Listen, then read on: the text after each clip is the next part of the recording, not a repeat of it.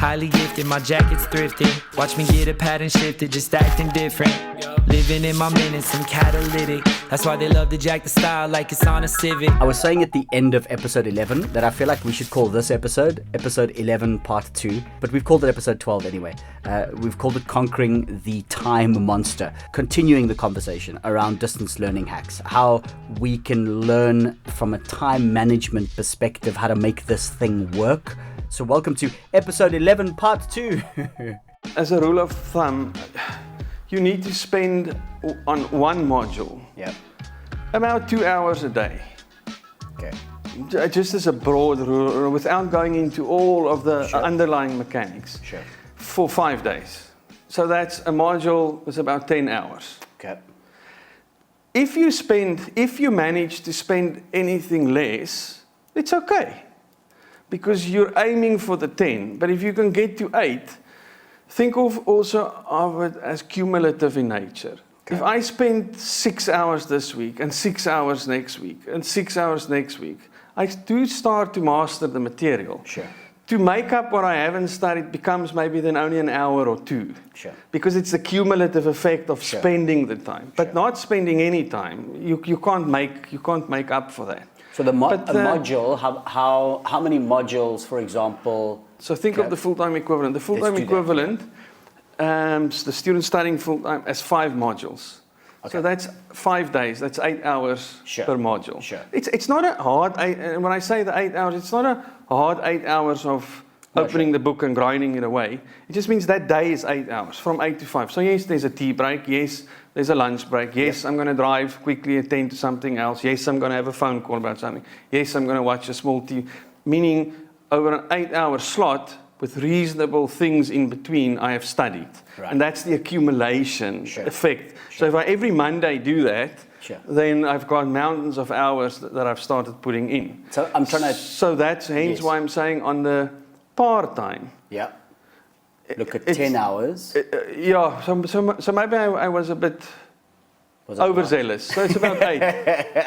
It's 8. So think of it as an 8. Okay. So it's 8 hours a module. It's in total a week. And the reason why I'm drilling into this for us is because I think it's so interesting, right? Because if I'm about to choose, to your point, I love this whole systematizing of it, right? So have a look at how many hours I can carve out in a week, and then, to your point, find a set of regular spaces and times where you can do that, so it forms habits. These habits become easy for you and easy for your family to understand. You know when you're going to do it, how you're going to do it. And then from a time perspective, we're saying, I have got 16 hours a week. I should look at taking 2 modules. More or less. That's it. So as adults, we have some experiences in some areas. Sure. I.e., I've been a team leader in the business for a while, so I know something around supervision and some stuff of leadership. I've probably attended also a few internal continuous professional development stuff. So now when the first module is leadership, I might spend less time on it because a lot of the text is coming alive through experiences I have. There's already mental coat hangers I formed around these fields. Or I do learn something new, but the journey is not that tough. Sure. Or let's say you have a real aptitude for numbers, and you did very well with numbers leaving school. That's not going to be the module you're going to spend all that hours in. Sure. But another area maybe. So there's a balance you can also strike between you'll spend on one module but more on the others less because of the nature of the demand and the nature of your own aptitudes and how you're relating to it. So that can also in itself cause a little bit of a variance and a rebalancing. A little less on this, more on this, but within the broad framework of you're setting aside approximately 8 hours a week for one. If you take 2, 16. Sure. I wanted to ask if, I remember when I did undergrad, and I don't know if it's because of the nature of what it was, but I felt like the years got progressively more complex. Mm-hmm. So just cognitively more complex. From a distance learning perspective, I'm assuming it does the same thing as it moves up the layers. And then does that need more time, or is it worked into the system that allows me to then look at that? Because I just remember second year being a whole lot more difficult than the first year, and I had to apply myself more to the third, etc., etc. So how does that play out? And the reason why I'm asking this also is because that might be a future fear of mine, right? Yeah. So I step into first year, and I have time. I've carved up, but this is the time I have. You know, and second year, by the way, might not change. Third year might not change. Fourth year might not change. Okay, but I'm scared now because it just gets way more complicated as I walk through this thing. So let's unpack it in a different way. Let's approach the answer in a different way. So let me first restate. We originally said the higher certificate's 120 credits. Right. So in a diploma and in a degree, a diploma is 3 years, a degree is 3 years. Year 1 is also 120 credits. Year 2 is 120 credits. Year 3 is 120 credits. Right. The demands inside that 120 credits from a complexity and a challenge is different for each field, and how the field is, what the decision in the curriculum is, how deep to unpack the field at the next stage and at the next stage, depending on the purpose of that qualification. Sure. But the relationship you have with whatever that decision is also going to be premised on your aptitudes and hours you spent preparatory for second year. And what do I mean by that? Yeah. If you were an extremely lazy student in year 1, year 2 does automatically come with a disadvantage. I'm laughing because what you actually wanted to say is, Grant, you were probably lazy in first year. Probably. This is why you sucked in second. You did not spend 8 hours a week on the module, and therefore by the time you got the pass and moved on. So no, it's such an important point. So that's also there is a bearing, your preparedness, because the curriculum itself scaffolds you through the process. So yes, 3 is more complex than 1. But you were supposed to have gone through 1 and 2 wholly prepared for 3. Right. But your lack of engagement can be a cause. Look, to be honest, there could be a programmatic feature also that's a challenge in that it wasn't well designed. But we review student data, we review performance sets, we have external moderators that review us. We continuously look at literally continuous and ongoing, look at all these information sets to make small iterative changes in the curriculum. I can say this with confidence. Never say never, but I can say this with confidence. We will not set students up to fail.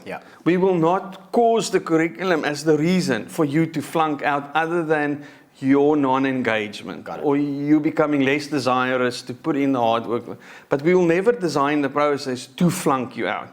We're not designing the assessments or the exams or anything in the process to be the cause for your flunk out. So we're trying to determine who should not be here. That's never enters our mind ever, whatsoever.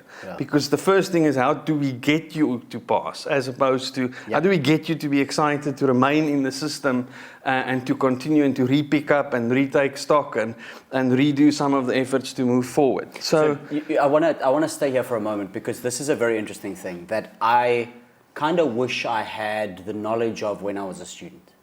In the sense that, and I'll tell you why, it's because it's designed to move you up the ladder in a systematic way. And to your point, it's scaffolded, so these ladders, and the aim is that succeeds that, but helps you move up the ladder.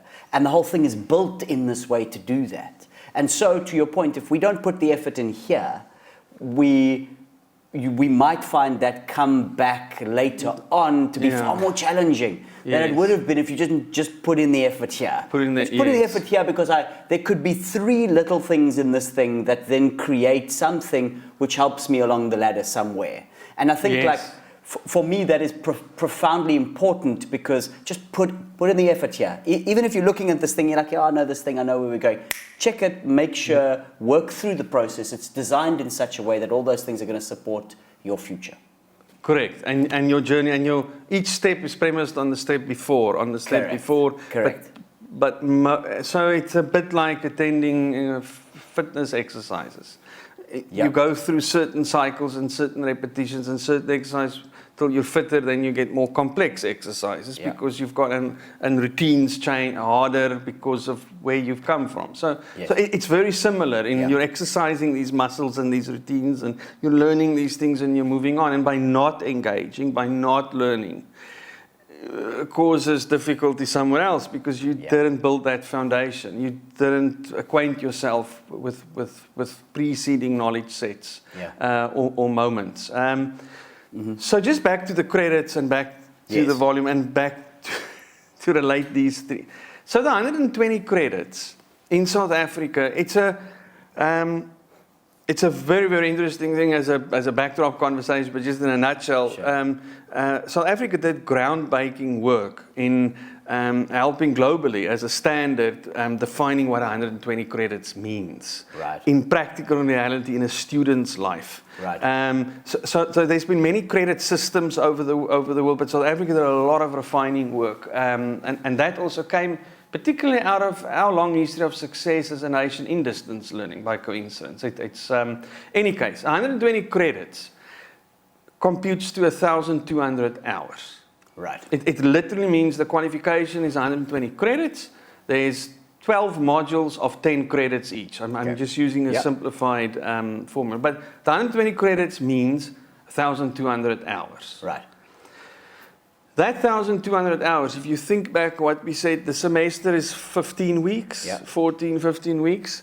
So 40 hours is a full-time week, 8 to 5, Monday. If you take 1,200, so if you take 1,200 divided in 2 for semester A, semester B, that's 600 hours, 600 hours. I'm following. That's 15 weeks, full-time, 40 hours a week times 15 is 600. Beautiful. So that represents. Beautiful. So if you think of it broadly speaking, that represents time on task. Right. And it doesn't mean only the textbook. Sure. All the things you'll be doing as a student. So watching the videos, listening to us. Looking at sample assessments, completing the projects, looking at the library. So it's designed in such a manner that if you use all of the resources and it's plotted out in such a way that that's the amount of time that you're going to be consumed. Right. So, but the critical part of this, before we get to doing the bare minimum or just below the bare minimum, or trying or wanting to do less to get there quicker, before we get to that, the outplay of this is an employer understands the National Qualifications Framework, the NQF. Has standardized qualifications, higher certificates 120, a degree is 360. He understands when you arrive, or she, or the employer, you've commanded 1,200 hours of time on task in this. You've dedicated that. Now that means you know 1,200 hours worth of knowledge. So by not doing it, by bare minimum, it means you are resembling not that. And the employer recognizes when he recognizes it through your ability or inability. So it's because that's the representation of it. So it's that adage, not that adage, it's that element where they say, read every day for 1 hour a book. In 10 years, you've had how many thousands of hours? You know that now. This is the same principle. It's the exercise or mastering a craft. Melting down copper and fine-tuning it into a bowl. The more you melt, the more you mold, the better you get at it. So it's exactly that principle. So by not doing it, the minimum, you're doing yourself a disservice.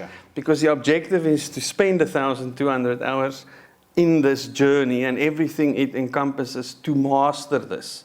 And once you've mastered it, you are better at the next stage. You are better but you also get the confidence from mastering it, which is its own super cycle of success. And I also think, added on to that, that society, whatever that looks like, has given you the opportunity. And what I mean by society is yes, yourself working, but the point is that it's carved out a space for you. And what I'm trying to get at is this incredible opportunity that you have.